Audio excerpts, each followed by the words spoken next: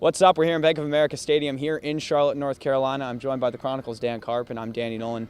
We're here giving you post-game analysis of a tough loss for the Duke football team. They lost the Belk Bowl to Cincinnati in a really tough game, 48-34, although the score really doesn't indicate how close the game was. Offenses were incredible today, Dan. 560 yards, I believe, of total offense, 36 first downs, only one punt for Duke, yet 4 turnovers, and that really was the difference in this game. Yeah, it's almost impossible to win a game when you lose the turnover battle, and tonight's going to be no exception, especially when you look at how crucial the spots on the field were where they were turning the ball over. Duke fumbles twice inside the 10-yard line. You know, the Josh Snead fumbles are the one that's going to last with them. That happened with 1:20 to go. They were driving. They were almost ready to take the lead, maybe clinch this game, give themselves their first bowl victory since 1961. Then you get Jaleh Duncan. He's a foot outside the end zone.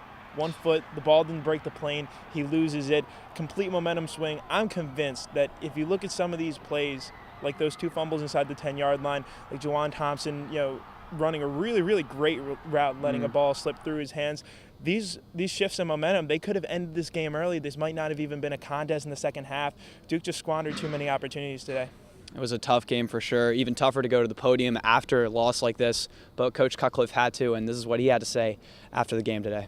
We certainly made enough plays to win. We played well enough to win the ball game. I told our team there's no question this was a bowl-worthy team that we had at Duke, not a bowl-eligible team. So there was the loss today, Dan, but overall this was a great season for Duke football. Give me one memory that you're going to have from this season.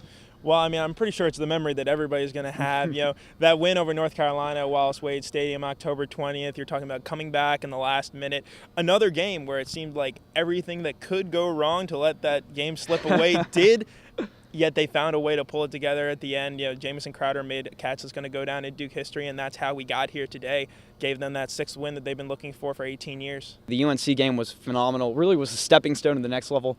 But what about the games that could have been? You talk about Virginia Tech, jump out to that huge first quarter lead, can't finish the game, end up getting blown out. Florida State and Clemson was one thing, but then they lose to Georgia Tech, the eventual berth in the ACC title game on the line in that game. So a lot of things that could have been, but nonetheless, this was a great season for Duke football, qualified for their first bowl game since 1994. Hopefully they'll get a bowl win soon enough. So that's going to do it for us here in Charlotte. Once again, for Dan Carp, I'm Danny Nolan. See you guys later.